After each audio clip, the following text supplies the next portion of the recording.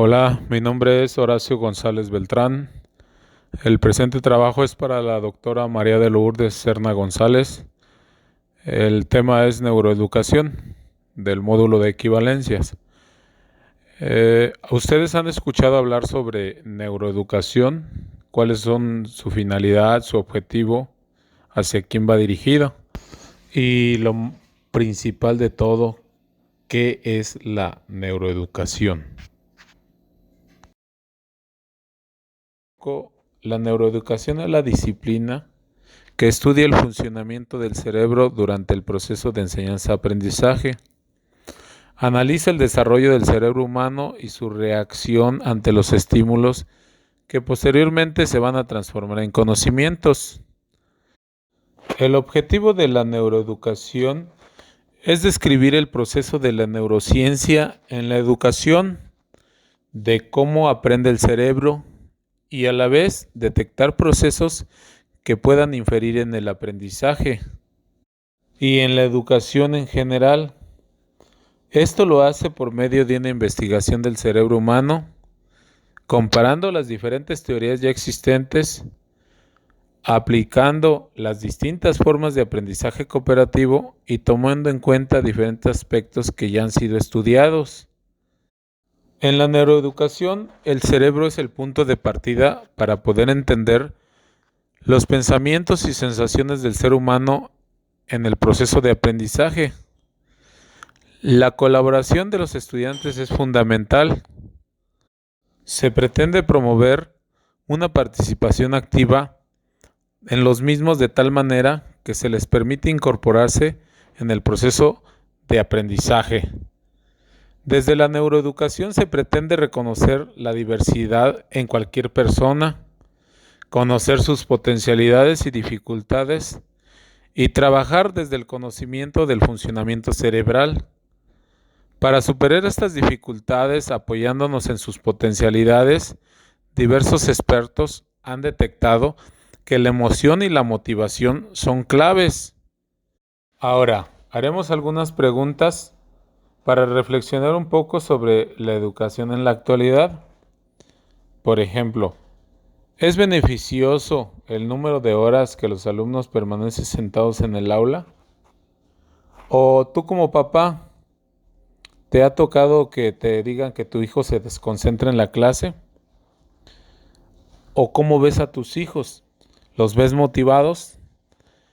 En la actualidad el sistema educativo obliga a los niños a pasar mucho tiempo sentados, ya sea en la clase o en la casa, realizando tareas. Esto genera en ellos un estrés y problemas de autoestima, ya que a veces nos centramos mucho en exigir calificaciones, además de una menor capacidad de utilizar los aprendizajes y utilizarlos en el contexto. Esto se ha visto reflejado en el reciente aumento de la deserción escolar y en la aparición de conductas destructivas en la población infanto-juvenil. Ahora, la pregunta es, ¿crees que se dé el aprendizaje de la manera como trabajamos en la actualidad? Primero vamos a definir el aprendizaje. Se puede definir como un cambio relativamente permanente en el comportamiento que refleja la adquisición de los conocimientos o habilidades a través de la experiencia y que puede incluir lo que estudiamos, la instrucción o la observación o la práctica. Aprender es un proceso por el cual adquirimos una determinada información y la almacenamos para usarla cuando nos haga falta. La pregunta ahora es entonces, ¿dónde está el problema? Pues en que muchas veces se estudia y se almacena solo información que nunca se va a utilizar. Almacenamos información a corto plazo y la desechamos rápido. Creo que para aprender debemos conocer y aprovechar las vías de aprendizaje. Uno de los grandes descubrimientos que ha hecho la neurociencia es que el aprendizaje y la emoción no son dos mundos separados entre sí. No aprendemos almacenando datos fríamente como lo haría un robot. sino que en nuestro sistema nervioso los recuerdos y la emoción van de la mano. De este modo, el aprendizaje significativo se vuelve un aspecto fundamental en la educación, ya que en él se vinculan datos importantes con sensaciones y sentimientos vinculados al placer que hacen que se internalicen más fácilmente. Existen dos vías involucradas en el proceso de aprendizaje, una lenta y otra rápida. Una que permite comprender rápidamente los fenómenos, generando una sensación intensa, exquisita y agradable. Es el aprendizaje de mayor contenido hedonístico. El otro es de establecimiento lento que causa incertidumbre y sensaciones desagradables que generan ansiedad por ser menos intensos. Es indispensable conocer cómo se aprende, pero mejor aún cómo aprenden los niños con los que trabajamos, sea un grupo de clase o sean sesiones individuales. Somos profesionales que tenemos que adaptarnos a la manera de cómo aprenden y no ellos a la manera de cómo enseñamos nosotros. Vamos a introducir algunas de las estrategias didácticas más útiles para trabajar según las vías de aprendizaje. Vamos a ver qué es lo que predomina en el niño. Parece bastante obvio, pero cambiaríamos el mundo si realmente lo llevaríamos a cabo. Por ejemplo, podemos ver el modelo de Bach, el más simple: estudiante visual, estudiante auditivo y estudiante kinestésico. Solo nos hace falta hacer unas actividades sencillas como test para ver si el estudiante es visual, auditivo o kinestésico, ya que sabemos que todos los estudiantes, todas las personas, nunca dejamos de aprender.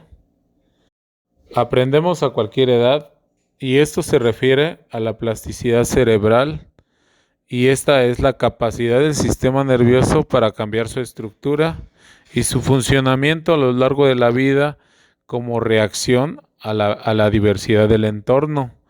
Esto quiere decir, si tenemos o estamos expuestos al conocimiento, siempre vamos a aprender. Por último, ¿te ha pasado que ves llorar a alguien y te genera esa sensación de querer llorar también?